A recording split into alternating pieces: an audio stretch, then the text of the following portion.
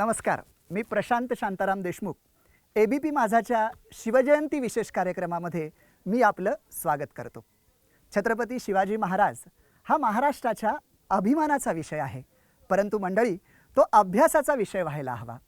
काही मोजक्या घटनांपुरतं आपण महाराजांना मर्यादित करतो. मला असं वाटतं की इतिहास आणि शिवाजी महाराज यांच्या चरित्रापासून आज आपल्याला काय शिकता येईल, त्यांच्या वेगवेगळ्या घटना, अपरिचित घटना, त्यातून आजच्या पिढीला काय बोध घेता येईल, हे कुणीतरी विवेचन करायला हवं. जय शिवराय या पुस्तकामध्ये मी तो प्रयत्न केला आहे. त्यातलेच काही प्रसंग आज शिवजयंतीच्या निमित्तानं आपल्यासमोर उभे करणार आहे. या पुस्तकातले हे प्रसंग आपल्याला नक्की आवडतील. शिवरायांचा या गडकोट किल्ल्यांवर प्रचंड विश्वास होता. शिवरायांच्याच तोंडची वाक्य आहेत, दिल्लींद्रासारखा शत्रू उरावर टपलाय, आज मी 30 हजरतीस नवे जुने गोळा केले तर 360 किल्ले दिमतीस आहेत. माझा एक किल्ला वर्ष लढला तरी औरंग्याला इथलं स्वराज्य घ्यायला 360 वर्ष लागतील आणि तो तितका जगला पाहिजे. मंडळी, या गडकोट किल्ल्यांवर किती विश्वास होता हे या वाक्यातून दिसतंय. त्यांचा जसा गडकोट किल्ल्यांवर विश्वास होता तसा मावळ्यांवर आणि त्या मावळ्यांच्या मनगटाच्या ताकदीवरही विश्वास होता. राजांचा प्रत्येक मावळा म्हणजे राजांच्या गडकोट किल्ल्यांवरील भक्कम अशा बुरुजासारखा होता. आजच्या कार्यक्रमाची सुरुवात राजांच्या अशाच एका बहादर बुरुजाप्रमाणे असणाऱ्या राजांच्या एका मावळ्यापासून करणार आहोत. शिवरायांनी जंजिऱ्याची मोहीम मोरोपंतांवर सोपविली होती आणि मोरोपंत इतक्या इरेस पेटले होते की ते जंजिरा घेण्याच्या उद्देशानंच तयार झाले होते. त्यांची योजना तयार होती. फक्त त्यांना एका माणसाची गरज होती की जो माणूस काळोख्या रात्री जंजिऱ्याच्या तटाला शिड्या लावेल. बरं, तटाला शिड्या लावणं तसं सोपं नव्हतं, कारण तो किल्ला समुद्रात आहे, तोफा रोखलेल्या आहेत, डोळ्यात तेल घालून शत्रू पाहतोय आणि अशा वेळेस शत्रूला चकवा द्यायचं आणि तटाला शिड्या लावायच्या हे तसं सोपं काम नव्हतं. मोरोपंत शोधत होते की असा कोण असामी आहे की जो समुद्राच्या अंगा खांद्यावर खेळणारा आहे. त्यांना कोणीतरी सांगतं लाय पाटील, आगरी कोळीवाड्यातला लाय पाटील, की जो जन्मापासून असं समजा समुद्रावर खेळतोय आणि त्याच्यासाठी हा हातचा मळ आहे. त्याच्यावर जर ही कामगिरी सोपवली तर तो नक्की पार पाडेल. लाय पाटलाकडे मोरोपंत येतात आणि लाय पाटलांना विचारतात की जोखीम अंगावरची आहे, जीवावरची आहे, आपण पार पाडाल का? लाय पाटील एका पायावर तयार होतात, कारण शिवरायांवर लाय पाटलांचं मनापासून प्रेम असतं. ठरलेल्या दिवशी एका काळोख्या रात्री लाय पाटील समुद्रामध्ये एक डुबकी घेतात. शत्रूच्या तोफा रोखल्यात.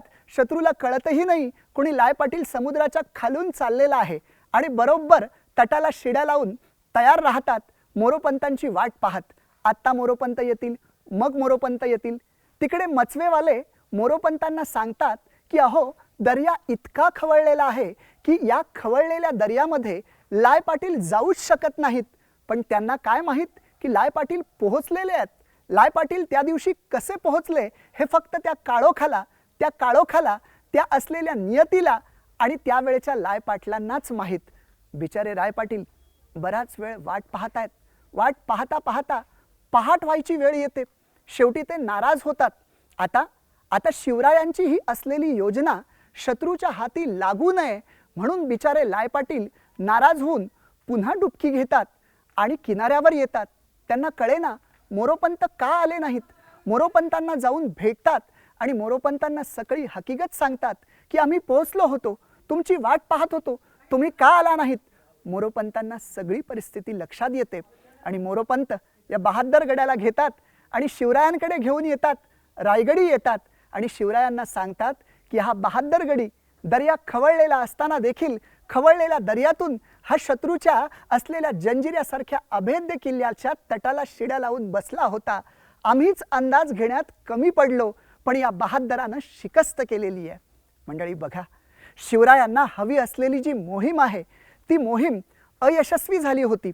खरं तर जंजिरा ताब्यात आला असता तर राजांचं आरमार आणि त्या आरमाराची ताकद वाढली असती. राजांच्या दृष्टीनं खरं तर हा फार मोठा पराभव होता, अपयश होतं. पण तरीसुद्धा त्या अपयशातही राजे आपल्या बहादर गड्याला, बुरुजासारख्या गड्याला विसरत नाहीत. राजे लाय पाटलाचं कौतुक करतात, त्याला सर पाटील ही पदवी देतात आणि वरती लाय पाटलांना म्हणतात, लाय पाटील, तुम्हाला पालखीचा मान. आता तुम्ही जेव्हा जेव्हा रायगडी याल तेव्हा पालखीत बसून यायचं. हे ऐकल्याबरोबर ते भोळे बाबडे लाय पाटील डोळ्यामध्ये गहिवर आहे, डोळ्यामध्ये अश्रू आहेत आणि भोळ्या भाबड्यापणानं राजांच्या चेहऱ्याकडे पाहत लाय पाटील बोलतात, राज, म्या तुमच्या मोर पालखीत बसून यायचं, उभ्या हयातीत जमायचं नाही बघा. दुसरं काय बी सांगा, तुमच्या मोर म्या पालखीत बसायचं. अहो, तुमच्या पायाजवळ माझी जागा, मी कुठं तुमच्या मोर पालखीत बसून येणार. राजांना कळतं हा कोणत्या दर्जाचा माणूस आहे, हा निष्ठेनं भक्कम असलेला आमचा बुरुज आहे.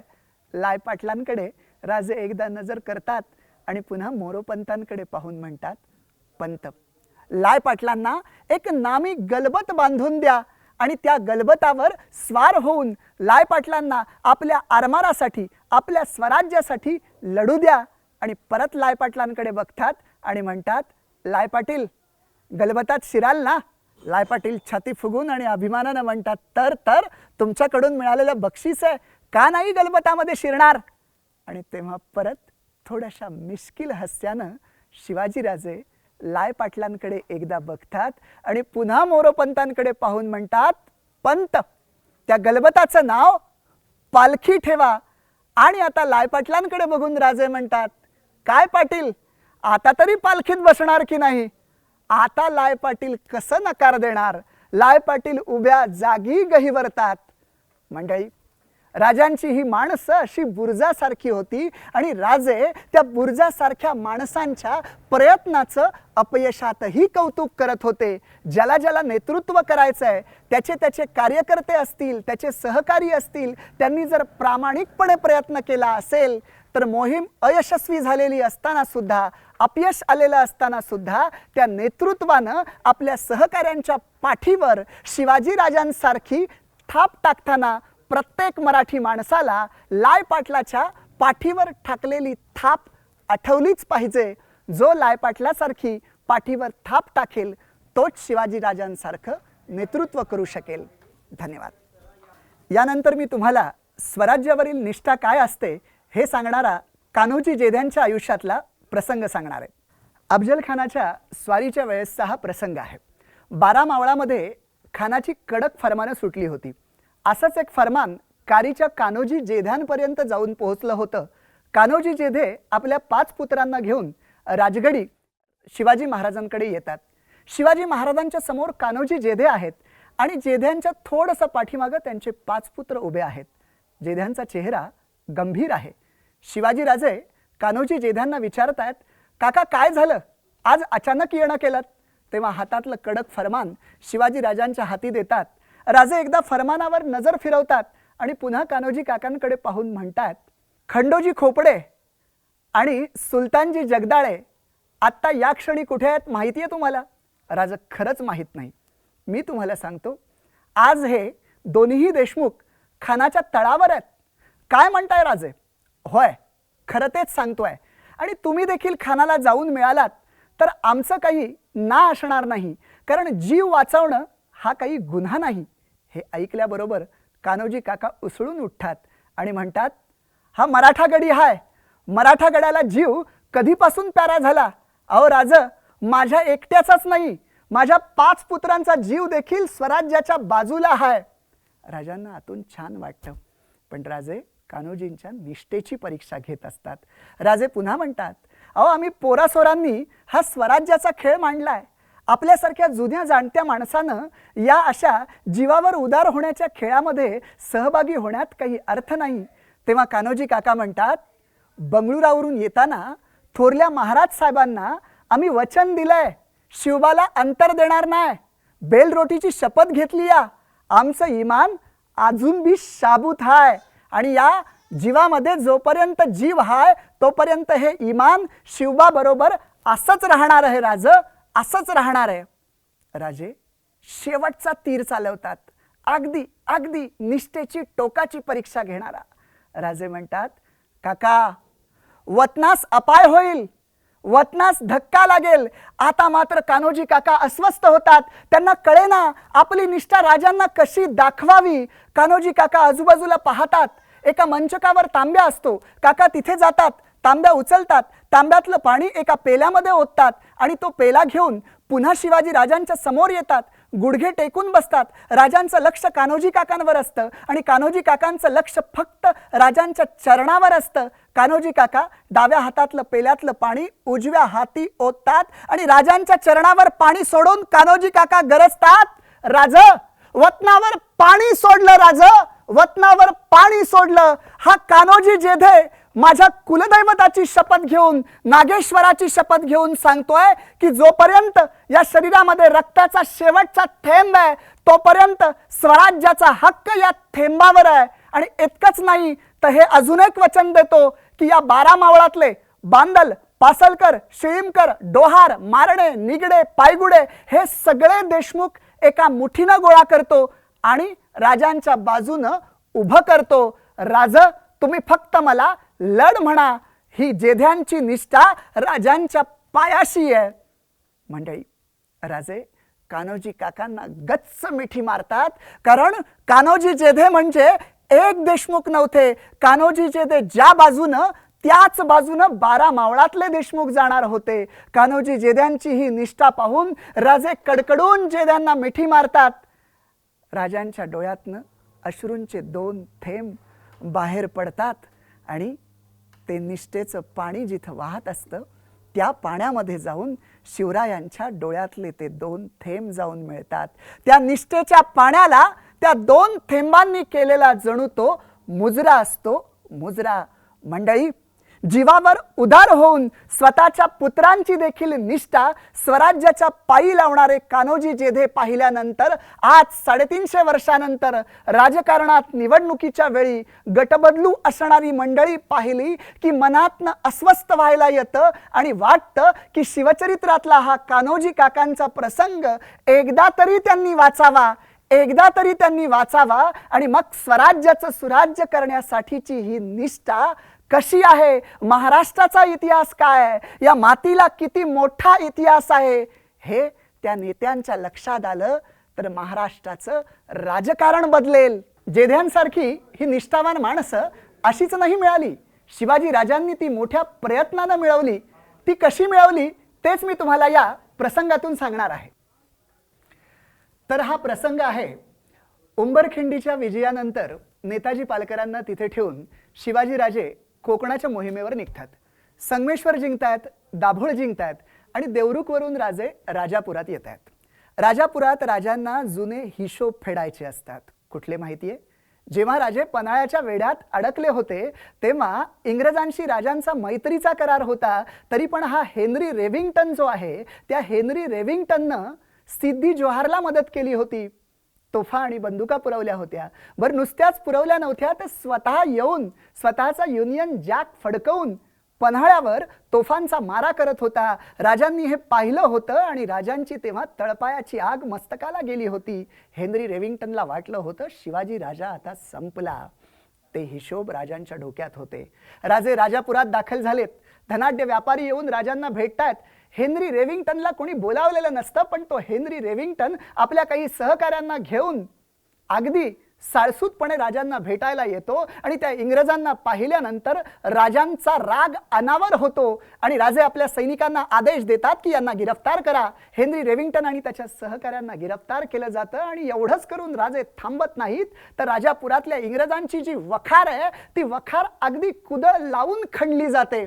मंडळी, राजांचा शीघ्रकोप काय आहे हा इंग्रजांनी तिथे अनुभवलेला आहे आणि हा प्रसंगच अनुभवत असताना दुसरीकडे असं घडत असतं की राजांनी राजापुरातल्या एका व्यक्तीला बोलावलेलं असतं, आपल्या सैन्याला धाडलेलं असतं त्या व्यक्तीला बोलावण्यासाठी. ती व्यक्ती, तिची आई आणि तिची भावंड अशी राजांकडे येतात. आई आई आई अगदी गरीबपणे राजांना म्हणते, राजे आम्ही गरीब माणसं आहोत, आमच्याकडे तुम्हाला द्यायला काहीच नाही. हे जे माझं पोरग आहे हे पोरग आणि ही बाकीची पोरं घेऊन मी राहते. या पोराच्या बापाला इथल्या सिद्ध्यानं पोत्यात बांधून ते पोतं समुद्रात फेकून दिलं आणि आम्हाला देखील गुलाम म्हणून त्यानं विकत घेतलं होतं आणि मस्कतला चालवलं होतं. पण त्या खलाशाला दया आली आणि इथे राजापुरात माझ्या भावानं, या पोराच्या मामानं ओळख न दाखवता आम्हाला विकत घेतलं म्हणून आमचा जीव वाचला. राजे आम्ही गरीब आहोत, आमच्याकडे तुम्हाला द्यायला काही नाही. ती स्त्री भीतीनं थरथर कापत असते. राजे स्मित हास्य करत म्हणतात, माताजी, मी तुम्हाला कशासाठी बोलावलंय माहिती आहे? तुमच्या या पोराचं अक्षर फार सुंदर आहे. त्यानं सुंदर हस्ताक्षरात लिहिलेलं पत्र मला पोहोचलंय. मी पाहिलंय ते हस्ताक्षर सुंदर आहे. तुमचा मुलगा गुणी आहे आणि स्वराज्याला अशा सुंदर आणि गुणी हस्ताक्षराच्या आणि गुणी मुलांची गरज आहे. आमची तुम्हाला विनंती आहे, हा तुमचा पुत्र आमच्या स्वराज्यासाठी द्या. तुम्ही आमच्या राजगडी चला, नाही म्हणू नका. त्या स्त्रीच्या डोळ्यात आसव उभी राहतात. ती सगळी मंडळी राजांच्या बरोबर राजगडी येतात. आणि मंडळी, तुम्हाला माहिती आहे तो मुलगा म्हणजे कोण? तो सुंदर हस्ताक्षर लिहिणारा मुलगा म्हणजे कोण? पुढे स्वराज्य कारभाराची हजारो पत्र स्वतःच्या सुंदर हस्ताक्षरानं लिहिणारे बाळाजी आवजी चिटणीस म्हणजेच ते पोरग. बघा, मोहिमेमध्ये फक्त धनच मिळवायचं नसतं, तर मूल्यवान माणसं देखील मिळवायची असतात की ती धनापेक्षाही कितीतरी मूल्यवान असतात, हे राजांना कळलेलं होतं. आणि याच ठिकाणी राजांचे कोणते गुण दिसतात? एकीकडे खलनिग्रणाय ते वागतायत. सदरक्षणाय, खलनिग्रणाय हे महाराष्ट्राच्या पोलिसांचं ब्रीदवाक्य आहे. आणि या दोन्ही गोष्टींचा संगम एकाच ठिकाणी राजांच्या एकाच राजापुरातल्या त्या मोहिमेत बघायला मिळतोय की जे इंग्रज त्यांच्यामध्ये खलत्व आहे, ते मैत्री विसरलेले आहेत. त्या खलत्वाचं निर्दालन करणं गरजेचं आहे. म्हणून राजांनी तिथे खलत्वाचं निग्रणाय केलेलं आहे. आणि बाळाजी आवजींसारखी सज्जन माणसं आहेत की त्या गुणी माणसांचं सदरक्षण करणं गरजेचं आहे की जे राजांनी केलेलं आहे.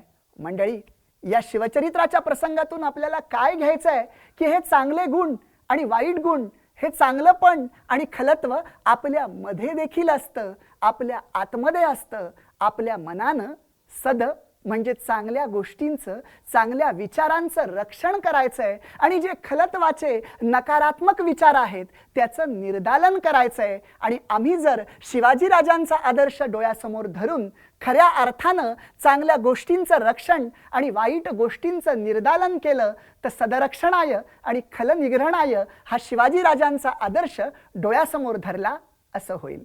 जग ही कर्मभूमी आहे. जे पेरलं जातं ते उगवतं. चांगलं पेरलं तर चांगलं उगवतं, वाईट पेरलं तर वाईट उगवतं. आमची ज्ञानेश्वरी, आमची गीता आम्हाला हेच सांगते. संत महात्मेही हेच सांगतात. आम्ही त्याच्यावर पुस्तकापुरतं विश्वास ठेवतो आणि कृती मात्र आम्हाला जशी पाहिजे तशी करतो. मी कधी कधी विचार करतो की शिवचरित्रामध्ये या गोष्टीला दुजोरा देणारं असं काही सापडतं का? अशी काही कोणती घटना आहे का? तर तेव्हा मला आठवतं राजांचा सुरतेवर टाकलेला छापा. हो, त्याला मी छापाच म्हणेल, कारण आपण सुरत लूट जी म्हणतो ती लूट हा जो मुळातच शब्द आहे तो विचार करा. 350 वर्षापूर्वी आपल्या भागाची शत्रूनं जर लूट केली तर त्याचा न्याय कुठल्या आंतरराष्ट्रीय न्यायालयामध्ये मागता येत नव्हता. त्याच्यामुळे ज्या शत्रूनं लूट केली आहे त्याच्याच भागात जाऊन ती वसुली आपल्याला करावी लागत होती. राजे सुरतेच्या स्वारीवर जातात. तिथे इनायत खानाला आधी निरोप दिला जातो, आम्हाला येऊन भेटा, सामोपचारानं बोलणी करा, आमच्या भागाची जी हानी झालेली आहे त्यासाठी आम्हाला मोबदला द्या. इनायत खान ऐकण्याच्या मनस्थितीत नसतो आणि मग सुरतेवर स्वारी केली जाते. आजूबाजूला आगी लागतायत, धुळीचे लोळ उठतायत, घोड्यांच्या टापांचा आवाज येतोय आणि जिकडे तिकडे औरंगजेबाची सुरत ही जणू बदसुरत केली जाते.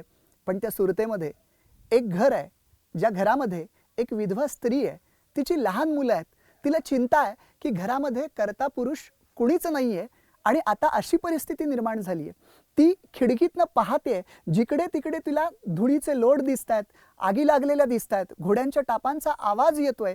ती स्त्री घाबरलेली आहे, माझं कसं होणार, माझं रक्षण कोण करणार? आणि तेवढ्यात घराभोवती घोड्यांचा गराडा पडतो. ती पुन्हा खिडकीतनं खाली पाहते, तिला दिसतंय की शत्रू मुलखातनं आलेले घोडे आणि त्यांचे सरदार आपल्या घराभोवती त्यांनी वेढा टाकलेला आहे.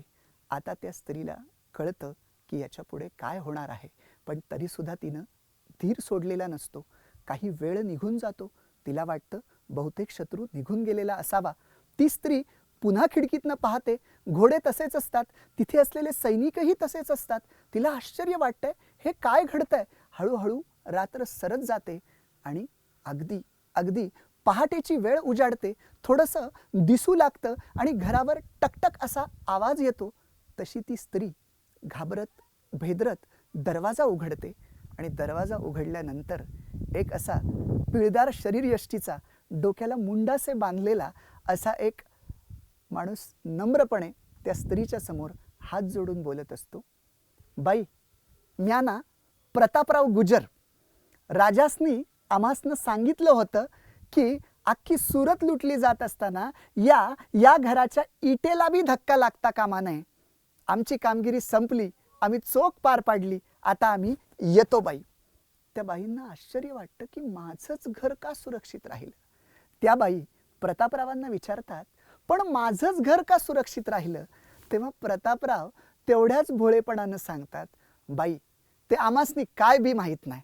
आमच्या राजांनी आम्हासनी सांगावं आणि आम्ही ते ऐकावं. आम्ही आमच्या राजासनी काय, कशाला, कुठं असलं प्रश्नच विचारत नाही. तुम्हाला या प्रश्नाचं उत्तर हवं असेल तर तुम्ही आमच्या शिवाजी राजांकडे या. त्या बाईंना खरंच आश्चर्य वाटतं. ते आपल्या मुलांना घेतात, शिवाजी राजांकडे जातात आणि राजांना विचारतात, सुरतेमध्ये माझंच घर सुरक्षित का राहिलं. तेव्हा राजे सांगतात, हंसाबेन, तुमचे पती मोहनदास पारेख जेव्हा जिवंत होते तेव्हा त्यांनी गोरगरिबांची जात पाहिली नाही, धर्म पाहिला नाही. सढळ हाताने त्यांनी दानधर्म केला. दानधर्म करण्यामध्ये त्यांनी कधीही हात आखडला नाही. अशा घराचं, अशा सज्जन माणसाच्या घराचं रक्षण आम्ही करायचं नाही तर दुसरं कोणी करायचं. शत्रू मुलखातला आलेला राजा आपल्याला नावासहित ओळखतोय आणि आपल्या पतिदेवांनी काय केलंय हे आपल्याला माहीत नसेल इतकी खडानखडा माहिती या राजाला आहे. हे बघून त्या गुजराती स्त्रीच्या डोळ्यामध्ये आसवं येतात. मनोमन ती शिवाजी राजांना नमस्कार करते आणि तिथून निघते. मंडळी, हंसाबेन यांचं त्या गुजराती स्त्रीचं जे घर वाचलं होतं ते घर वाचलं होतं हे केवळ तिच्या पतिदेवांनी जिवंत असताना केलेल्या चांगल्या कर्मामुळेच. आम्हाला शिवचरित्र हेच सांगतंय की जीवनामध्ये आजूबाजूला कितीही अंधकार असला, कितीही वाईट गोष्टी दिसत असल्या आणि चांगली कर्म करत असताना आमच्या पुढे जर प्रश्नचिन्ह उभं राहत असेल की या पेरलेल्या चांगल्या कर्मांचं फळ आम्हाला कधी मिळणार आहे, शिवचरित्रातलं हे उदाहरण नक्की लक्षात ठेवावं की आम्ही पेरत असलेल्या चांगल्या गोष्टीचं एक नि एक दिवस आम्हाला फळ नक्की मिळणार आहे. ते आज मिळेल, उद्या मिळेल, वर्षानं मिळेल, 10 वर्षानं मिळेल, हे आम्हाला माहीत नाही, पण ते मिळेल एवढं मात्र नक्की. जय शिवराय. मंडळी, आत्तापर्यंत आपण शिवरायांची 72 माणसं कशी होती, शिवरायांनी माणसं कशी मिळवली हे आपण ऐकलं. महाराष्ट्राला भावबंदकी चुकलेली नाही आहे आणि मला नेहमी वाटायचं की शिवाजी महाराजांच्या आयुष्यात असा भावबंदकीचा प्रसंग निर्माण झाला असेल का, आणि झाला असेल तर त्या ठिकाणी त्यांनी कोणती भूमिका घेतली असेल. असा एक प्रसंग तो मी तुम्हाला आता सांगतोय. मंडळी, कर्नाटकामध्ये शहाजी राजांच्या मृत्यूनंतर शिवाजी राजांचे सावत्र भाऊ व्यंकोजी राजे शहाजी राजांची संपत्ती, त्यांचा कारभार, त्यांचं राज्य चालवत होते. आणि इतकंच काय, त्यांनी स्वकर्तृत्वानं तंजावरचं छत्रपती पद सुद्धा व्यंकोजी राजांनी मिळवलं होतं. शिवाजी राजे आपल्या या बंधूच्या कार्यावर खुश होते. फक्त त्यांच्या मनात एकच खंत होती आणि ती म्हणजे व्यंकोजी राजांनी छत्रपती पद जरी मिळवलेलं असलं तरी ते विजापूरच्या आदिलशाहीचं अंकितत्व त्यांनी स्वीकारलं होतं. शिवाजी राजांना असं वाटत होतं की त्यांनी स्वतंत्र राज्य निर्माण करावं, आदिलशाहीचं अंकितत्व झुगारून द्यावं. शिवरायांनी त्यांना पत्रातून अनेक वेळा कळवलं, परंतु व्यंकोजी राजांची मनस्थिती काही तशी दिसत नव्हती. काही कालावधीनंतर दक्षिणेतली थोडीशी गणितं बदलतात आणि राजांना असं जाणवायला लागतं की कर्नाटकामध्ये, दक्षिणेमध्ये आत्ता जर आपण एखादी मोहीम काढली तर तिथे आपल्याला यश मिळेल. आणि याचा सुगावा राजांना लागल्यानंतर राजे सगळी तयारी करतात आणि कर्नाटकाच्या मोहिमेवर निघतात.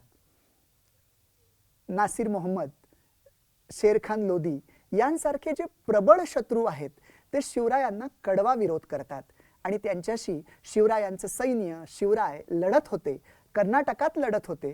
शिवरायांना असं वाटत होतं की आपल्या बंधूंनी, व्यंकोजी राजांनी आपल्या मदतीला यावं. मदतीचं तर सोडाच, पण व्यंकोजी राजे साधे शिवाजी राजांना भेटायला सुद्धा आले नाहीत.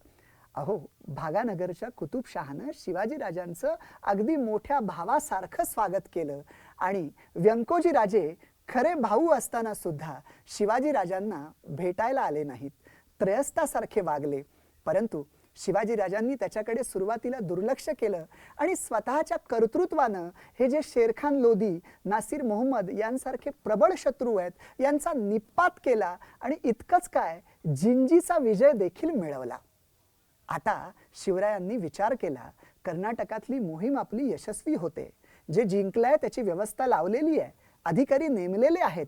आता आगामी काळाचा विचार केला तर कर्नाटकामध्ये शिवाजी राजांच्या आणि आपल्या या स्वराज्याचा आगामी काळामध्ये एकमेव शत्रू ठरू शकतील ते म्हणजे व्यंकोजी राजे, कारण त्यांनी आदिलशाहीचं अंकितत्व स्वीकारलेलं आहे आणि त्यांचं वर्तन हे स्वराज्याच्या विरोधी दिसतंय. आता हा प्रश्न सोडवलाच पाहिजे, पण हा प्रश्न तलवारीनं सोडवायचा नाही, भाऊबंदकीतला आहे, बंधुराजांचा आहे, तो प्रेमानं संवादानं सोडवायचा. अशी भूमिका, सामोपचाराची भूमिका शिवाजीराजे घेतात. व्यंकोजी राजांच्या काही तज्ज्ञ अधिकाऱ्यांना बोलावतात आणि त्यांना प्रेमानं सांगतात की व्यंकोजी राजांनी जे काही मिळवलंय, स्वतःच्या कर्तृत्वानं मिळवलंय, त्यातलं आम्हाला काहीही नको.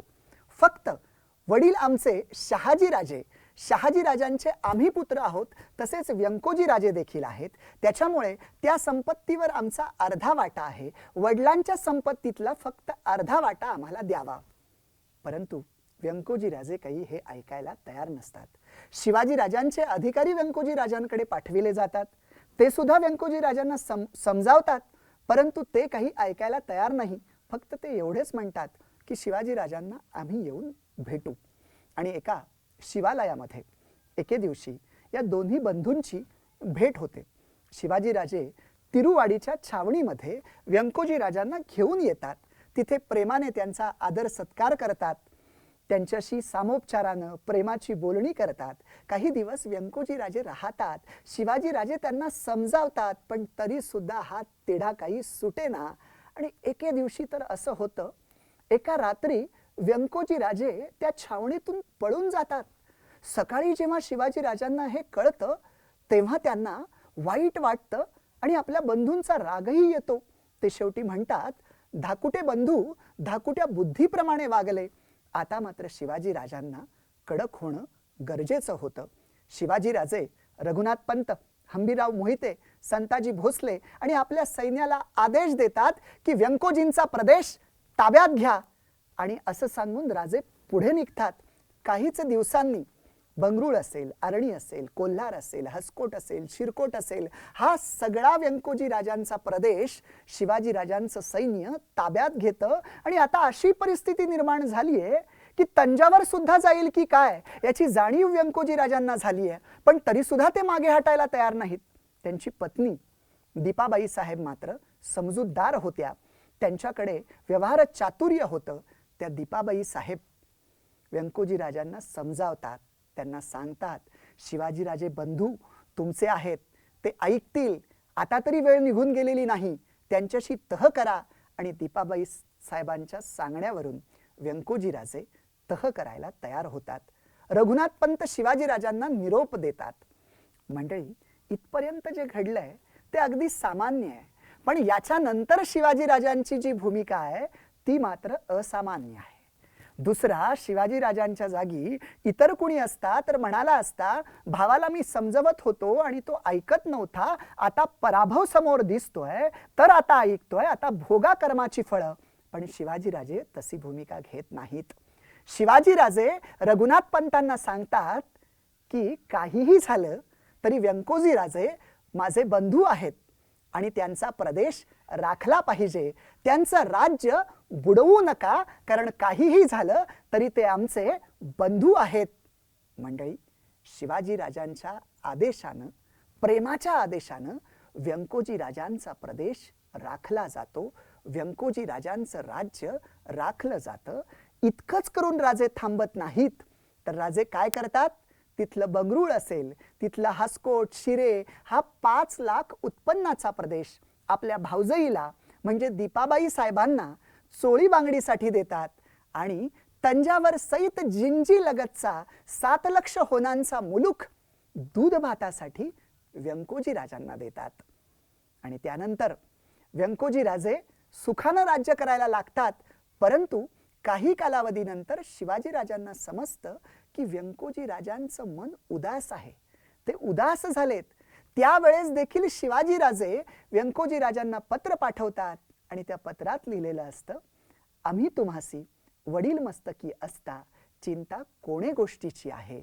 अशा पद्धतीचं धीर देणारं, प्रोत्साहन देणारं पत्र नेमतात, पत्र देतात. रघुनाथ पंतांसारखे हुशार कारभारी नेमून देतात आणि व्यंकोजी राजांना राज्य सांभाळण्यासाठी तयार करतात, प्रेरणा देतात. मंडळी, व्यंकोजींचा मुलूक ताब्यात घ्या असं सांगणारे कर्तव्य कठोर शिवाजी महाराज एका बाजूला दिसतात आणि दुसऱ्या बाजूला काहीही झालं तरी ते आमचे बंधू आहेत, त्यांचं राज्य बुडवू नका असं सांगणारे सहृदयी शिवाजी महाराज आम्हाला दिसतात. मंडळी, मला असं वाटतं भाऊबंदकीमध्ये योग्य ठिकाणी कठोर होता आलं आणि योग्य ठिकाणी सहृदयी होता आलं तर महाराष्ट्रातल्या घराघरातली जी भाऊबंदकीचे वाद आहेत ते काही प्रमाणात तरी आटोक्यात येतील. आणि ही भाऊबंदकी आटोक्यात यावी यासाठी शिवचरित्रातलं हे उदाहरण आपण कायम लक्षात ठेवावं. या शिवजयंती विशेष कार्यक्रमाची सांगता करताना शिवरायांच्या जीवनातील सर्वात मोठा गुण मी सांगणार आहे आणि तो गुण म्हणजे स्थितप्रज्ञता. मंडळी, ज्ञानेश्वरीमध्ये स्थितप्रज्ञ माणसाची लक्षणं सांगितली आहेत. जो आनंदात असताना उन्माद करत नाही, कितीही मोठं दुःख आलं तरी जो उद्विग्न होत नाही, कोणतंही भय ज्याला घाबरवू शकत नाही, कार्याचा डोंगर जो उरकत असतो पण त्याचा आत्मशक्तीवर, त्या शक्तीवर, त्याला तुम्ही निसर्ग म्हणा, देव म्हणा, ईश्वर म्हणा, संचित म्हणा, त्या शक्तीवर विश्वास असतो, आत्मशक्तीवर विश्वास असतो आणि त्याला हे माहिती असतं की तीच शक्ती माझ्याकडून हे सगळं करवून घेते, मी काहीच करत नाही. तो मनानं स्थिर असतो आणि कार्य मात्र अखंड करत असतो, तोच स्थितप्रज्ञ. मंडळी, शिवरायांच्या आयुष्यामध्ये असे अनेक प्रसंग आहेत की ज्या ठिकाणी त्यांची ही स्थितप्रज्ञता दिसलेली आहे. पण त्यांच्या जीवनचरित्राचा बारकाईनं अभ्यास करत असताना त्यांची कोणत्या प्रसंगातली स्थितप्रज्ञता मला भावली आहे तो प्रसंग मी तुम्हाला सांगतोय. मंडळी, जेव्हा आग्र्याच्या कैदेतनं शिवाजीराजे पेटाऱ्यातून असतील किंवा वेषांतर करून असतील निसटलेले आहेत, त्यांच्यासोबत त्यांचे 9 वर्षाचे पुत्र शंभूराजे आहेत आणि औरंगजेबाला हुलकावणी देण्यासाठी, दिशाभूल करण्यासाठी खरं तर मथुरेला जाण्याची गरज नाही, पण शिवाजीराजे रात्रीतनं 40 मैलाचा प्रवास करून पहाटे पहाटे स्वतःच्या पुत्रासहित, शंभूराजांसहित, भावी वारसदारासहित मथुरेमध्ये पोहोचलेले आहेत. योजना अशी आहे की मोरोपंतांचे मेहुणे हे मथुरेमध्ये आहेत आणि त्यांच्याकडे शंभूराजांना ठेवायचं आहे. मंडळी, थोडंसं त्या काळात जाऊन कल्पनेनं डोळ्यासमोर असं चित्र उभं करा. 355 वर्षापूर्वीची घटना, वेळ आहे पहाटेची, तारीख आहे 18 ऑगस्ट 1666 आणि त्या तारखेला ठिकाण आहे मथुरा. हे बाप लेक समोरासमोर उभे आहेत. दोघांनाही माहिती आहे की आपण थोड्याशा संकटातनं बाहेर आलोय, पण इथून पुढे मोठं संकट आहे. आता इथून पुढचा प्रवास करायचा म्हटला तर ज्या वेळेस औरंगजेबाला कळणार आहे की शिवाजीराजे निसटलेत तेव्हा त्याचा शोध सुरू होणार आहे. राजगड 500 कोस दूर आहे. औरंगजेबाची गुप्तचर यंत्रणा सक्षम आहे. धरपकड होणार आहे. लहान मुलगा दिसला आणि मोठा माणूस दिसला की पकडलं जाणार आहे. इतका सगळा धोका आहे आणि या धोक्याच्या अवस्थेला शंभूराजांना मथुरेत ठेवायचंय आणि शिवाजीराजांना निघायचंय. काय वाटलं असेल बापाच्या हृदयाला? अहो, काय वाटत असेल? कारण इथून पुढे घडलाय तो इतिहास आहे, तो आपल्याला आत्ता माहिती आहे, पण तो इतिहास असाच घडणार आहे हे त्यावेळेस ना शिवाजीराजांना माहिती होतं ना शंभूराजांना माहिती होतं. बरं, त्यावेळेस मोबाईल अशी यंत्रणा नव्हती की शिवाजीराजे पुढे गेल्यानंतर शंभूराजे विचारू शकले असते की आबासाहेब तुम्ही सुरक्षित आहात ना? किंवा शिवाजीराजेही शंभूराजांना विचारू शकत नव्हते की बालराजे कसे आहात? एकदा सोडलं आणि निघालं की शक्यता हीच दाट आहे की औरंगजेबाच्या तावडीत शिवाजीराजे पकडले जाऊ शकतात आणि जीवाचंही काही बरं वाईट होऊ शकतं, किंवा इकडे शंभू राजांनाही पकडलं जाऊ शकतं. म्हणजे दोघांच्याही जीवाची शाश्वती नाही, परत भेटू याची कोणतीही हमी नाही, आणि दोघंच्या दोघं परत भेटू याची तर अजिबातच हमी नाही. अशा वेळेस लेकराला सोडून जाताना, 9 वर्षाच्या लेकराला सोडून जाताना शिवाजीराजांच्या बापाच्या हृदयाला काय वाटलं असेल, आणि काय वाटलं असेल शंभूराजांना. अहो, त्या वयात सुद्धा आबासाहेब मी तुमच्या बरोबरीनं येतो, मी तुमच्या बरोबर येतो असं शंभूराजे म्हटलेत अशी कुठे इतिहासात नोंद नाही. आणि वय किती आहे? 9 वर्ष. आत्ताचं 9 वर्षाचं बालक 4थीत असतं, शिवाजीराजांचा इतिहास वाचत असतं, आणि त्यावेळेसचं 9 वर्षाचं हे बालक शिवरायांबरोबर इतिहास घडवत होतं लाखो पिढ्यांना वाचण्यासाठी. मंडळी, शिवशंभूच्या आयुष्यातली ही स्थितप्रज्ञता त्या पहाटेच्या वेळी त्या मथुरेनं पाहिलेली आहे, त्या पहाटेनं पाहिलेली आहे, आणि त्या शिवशंभूच्या त्या स्थितप्रज्ञतेला माझा साष्टांग दंडवत आहे, साष्टांग दंडवत. मला असं वाटतं, शिवाजी महाराज की जय असं बेंबीच्या देठापासून शिवजयंतीला आरडाओरड करत असताना, ओरडायलाही हरकत नाही, पण ही ओरड करत असताना, डीजेच्या तालावर नाचत असताना मनामध्ये हेही पाहिजे की आमचे शिवाजीराजे किती स्थितप्रज्ञ होते. साधी साधी संकट आल्यानंतर आत्महत्या करणारी माणसं असतात. अशा वेळेस आम्हाला शिवाजीराजे आठवले पाहिजेत. अशा वेळेस आम्हाला मथुरेतला बापाच्या हृदयाला लेकराला सोडून जातानाचा त्यांच्या मनाचा तो स्थितप्रज्ञतेचा प्रसंग आठवला पाहिजे. राजे हे त्यांच्या गडकोट किल्ल्यांसारखेच स्थिर होते.